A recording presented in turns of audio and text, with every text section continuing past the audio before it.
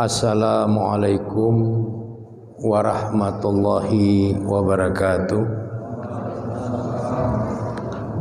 Alhamdulillah, nahmaduhu wa nasta'inuhu wa nastaghfiruhu wa na'udzu billahi min syururi anfusina wa min sayyiati a'malina. May yahdihillahu fala mudhillalah wa may yudlil fala hadiyalah. Asyhadu an la ilaha illallah wa asyhadu anna Muhammadan abduhu wa rasuluhu allazi la nabiyya ba'dah. Allahumma sholli ala Muhammad wa ala alihi wa ashabihi ajma'in. Radina billahi robba wa bil islami dina wa bi Muhammadin nabiyya wa rasula. Amma ba, yang saya hormati bapak-bapak dan ibu-ibu serta anak-anak kami yang dirahmati oleh Allah Subhanahu wa taala, puji dan syukur kita sampaikan kehadirat Allah Subhanahu wa taala yang telah menganugerahkan nikmat kesehatan dan kesempatan kepada kita semua, sehingga alhamdulillah pada malam hari ini kita kembali dapat hadir di tempat yang mulia ini dalam rangka kita menegakkan sholat maghrib berjamaah, kemudian dilanjutkan dengan ta'lim atau mencari ilmu. Mudah-mudahan Allah Subhanahu wa taala akan memberikan keberkahan kepada kita semua. Selanjutnya selawat beriring salam tidak henti-hentinya kita mohonkan kepada Allah Subhanahu wa taala agar tercurahkan kepada Rasulnya Nabi Muhammad sallallahu alaihi wasallam beserta keluarga, para sahabat dan semua pengikut beliau yang setia hingga tegaknya hari berbangkit kelak. Materi pengajian kita pada malam hari ini adalah menjadi hamba Allah yang zuhud. Zuhud berasal dari kata bahasa Arab, fi'lul madinya itu bisa zahada, bisa zahida. Fi'lul mudhari'nya yazhadu, masdarnya zuhdan. Secara lughah atau secara etimologi, zuhud itu memiliki beberapa pengertian. Yang pertama, zuhud itu diartikan dengan tarku, meninggalkan. Yang kedua, zuhud bisa diartikan dengan raghiba anhu. Raghiba anhu itu artinya tidak menyukai. Dan zuhud juga bisa dimaknai dengan tazahhadu. Tazahhadu itu artinya tarkud dunya lil ibadah, meninggalkan dunia untuk menegakkan ibadah kepada Allah. Dan zuhud juga bisa dimaknai dengan izdahadat dunia. Izdahadat dunia itu artinya meremehkan atau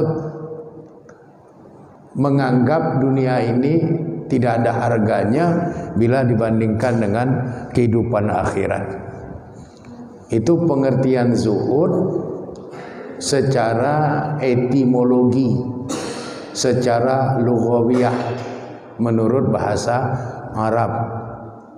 sebagaimana yang tertulis di dalam kitab Lisanul Arab yang ditulis oleh Imam Ibnu Manzur. Kemudian zuhud itu adalah bahagian dari ajaran yang diajarkan di dalam Islam. Jadi zuhud itu bahagian dari ajaran yang diajarkan di dalam Islam. Siapa yang mengajarkan tentang zuhud di dalam Islam? Yang mengajarkan tentang zuhud di dalam Islam adalah Nabi Muhammad sallallahu alaihi wasallam.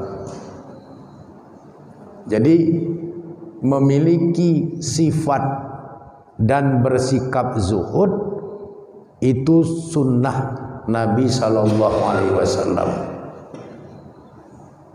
Ini perlu untuk dipahami supaya tidak ada umat Islam yang beranggapan seolah-olah zuhud itu bukan sunnah Nabi, seolah-olah zuhud itu bukan ajaran yang diajarkan di dalam Islam. Jelas ajaran zuhud itu sunnah Nabi. Dari mana kita bisa tahu? Silahkan baca kitab Sunan Ibnu Majah. Silahkan baca kitab Sahih Ibnu Hibban. Nanti di situ ada hadis yang bersumber dari sahabat yang bernama Abil Abbas Sahal bin Sa'ad As-Sa'idi.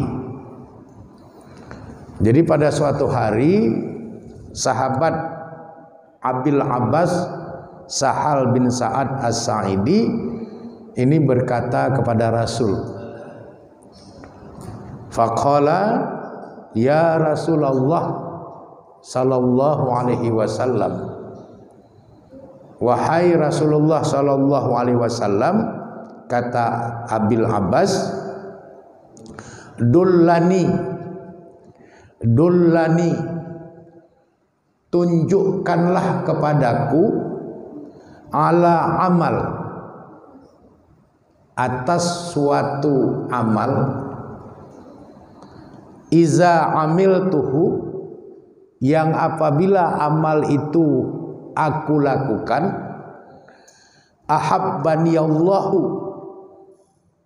Allah akan mencintai aku, wa ahabbani an-nas, dan manusia pun akan mencintai aku. Faqal, maka kemudian Nabi menjawab, izhad fid dunya,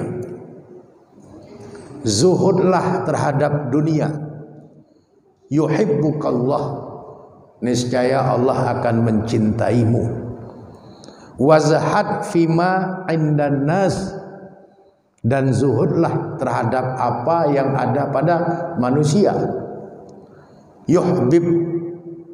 yuhibbukan nas, niscaya manusia pun akan mencintaimu. Jadi inilah dalil nas sebagai dasar zuhud itu sunnah Nabi. Nabi yang mengajarkan di dalam Islam agar umat Islam itu memiliki sifat dan bersikap zuhud. Kalau mau dicintai oleh Allah, maka jagalah jarak terhadap kenikmatan-kenikmatan dunia secara berlebih-lebihan. Kalau mau dicintai manusia, maka jagalah jarak terhadap apa-apa yang ada pada manusia. Dengan cara itu kita akan memperoleh dua cinta. Satu cinta dari Allah, yang kedua cinta dari sesama manusia. Kita akan dikasihi oleh Allah dan juga dikasihi oleh sesama manusia kalau kita menempuh jalan hidup dengan bersikap dan bersifat zuhud. Bapak-bapak, ibu-ibu dan anak-anak kami yang dirahmati oleh Allah Subhanahu wa taala. Imam Al-Ghazali, Imam Al-Qusairi, Imam Ahmad bin Hambal menuliskan tentang al-fawaidu minal hadis, tentang faedah-faedah atau manfaat-manfaat hadis Nabi yang menyebutkan tentang zuhud. Yang pertama, faedah atau manfaat zuhud itu mengajarkan kepada setiap orang Islam yang beriman agar mereka mencukupi kebutuhan hidupnya dan juga mencukupi kebutuhan hidup keluarganya dengan berikhtiar. Jadi wajib bagi seorang hamba Allah yang beriman berikhtiar untuk mencukupi kehidupan dirinya dan mencukupi kebutuhan keluarganya, dengan catatan tetap menjaga jarak agar tidak terjadi ketergantungan terhadap apa-apa yang diperoleh. Dengan demikian ketergantungan terhadap Allah tetap terpelihara. Jadi kita diwajibkan berikhtiar untuk mencari penghidupan kita dan keluarga.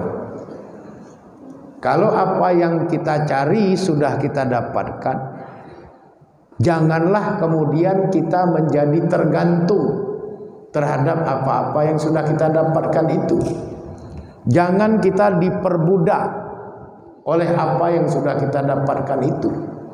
Apalagi kemudian sampai mempertuhankan benda-benda, kesenangan-kesenangan dari ikhtiar yang sudah kita lakukan itu.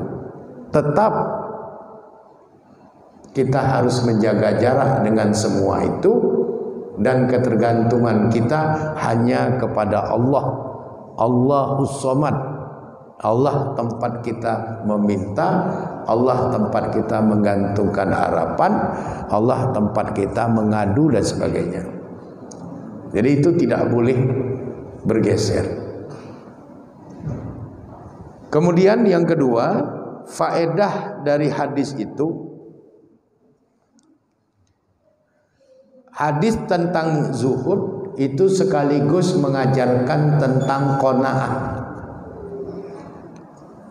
mengajarkan kepada orang-orang yang beriman itu agar mereka menjadi terbiasa dengan ikhlas menerima apapun yang Allah anugerahkan kepada mereka.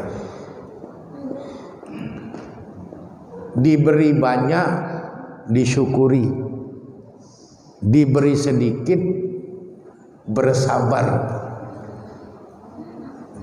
diberikan kebahagiaan tidak bergembira secara berlebihan,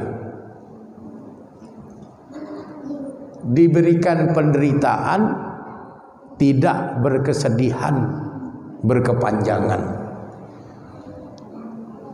Itulah qanaah yang ditopang oleh sifat dan sikap zuhud seorang hamba yang diajarkan oleh Nabi Muhammad SAW kepada kita.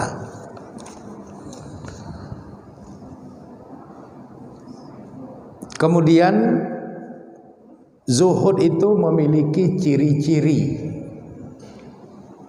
ada tandanya bagi orang-orang yang zuhud. Tanda yang pertama, kata Imam Al-Qusairi dan Imam Al-Ghazali, para zahid, orang-orang yang zuhud itu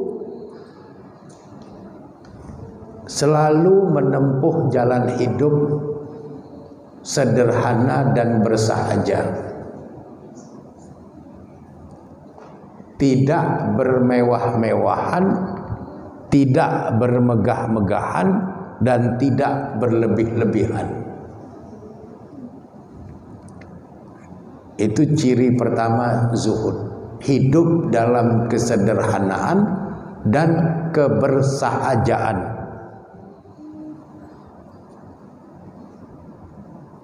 Tidak bermewah-mewahan, tidak bermegah-megahan.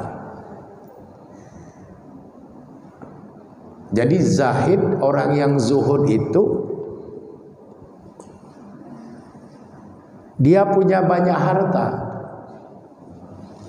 tapi dia tidak silau dengan hartanya yang banyak. Dia punya kedudukan tinggi, tapi kedudukannya yang tinggi itu tetap membuat dia menempuh hidup sebagai hamba Allah yang rendah hati. Itulah ciri pertama zahid, orang yang zuhud. Kemudian ciri yang kedua, tidak menampak-nampakkan harta dan tidak pula menumpuk-numpuk harta hanya semata-mata untuk kemasyhuran dan kelezatan duniawiyah. Jadi tidak menampak-nampakkan harta dan tidak juga menumpuk-numpuk harta hanya untuk dinampak-nampakkan kepada orang, dipamerkan, dan tidak hanya untuk kelezatan duniawiyah. Karena Islam tidak melarang orang Islam itu menjadi kaya raya. Banyak para sahabat yang kaya raya. Sayyidina Utsman bin Affan itu kaya raya. Abdurrahman bin Auf itu kaya raya. Sayyidina Abu Bakar Siddiq itu juga kaya raya. Imam Malik itu juga kaya raya. Karena memang Islam tidak pernah melarang umatnya itu untuk mencari kekayaan. Islam hanya mengarahkan agar kekayaan-kekayaan yang banyak itu tidak kemudian menjerumuskan para hamba Allah yang beriman, sehingga mereka melupakan bekal hidup mereka untuk kehidupan alam akhiratnya. Jadi kalaupun kita berharta banyak, bukan untuk kita pamer-pamerkan. Kalaupun kita berpangkat tinggi, bukan untuk kita sombong-sombongkan.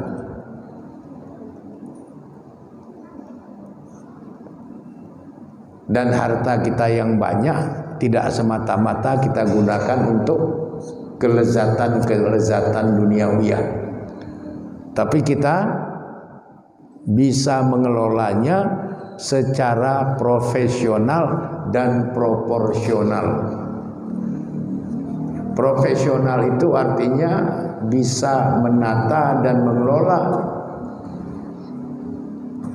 harta-harta kita itu dengan baik, sehingga tidak digunakan untuk hal-hal yang haram. Kemudian proporsional itu artinya harta-harta itu ditempatkan sesuai dengan tempatnya. Dalam harta kita yang banyak itu ada hak Allah, sehingga kalau sudah cukup hisab dan nisabnya, ada kewajiban untuk kita menunaikan zakatnya. Ada hakul ibad, hak sesama hamba.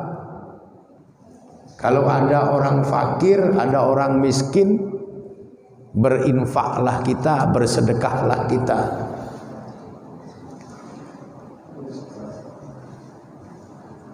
Jadi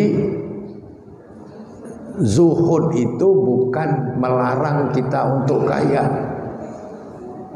tapi mengajarkan kita bagaimana kita tidak terperdaya oleh kekayaan itu dengan cara kita menjaga jarak dengan kelezatan-kelezatan duniawiyah itu, sehingga tidak berlebihan yang mengakibatkan kita menjadi rusak.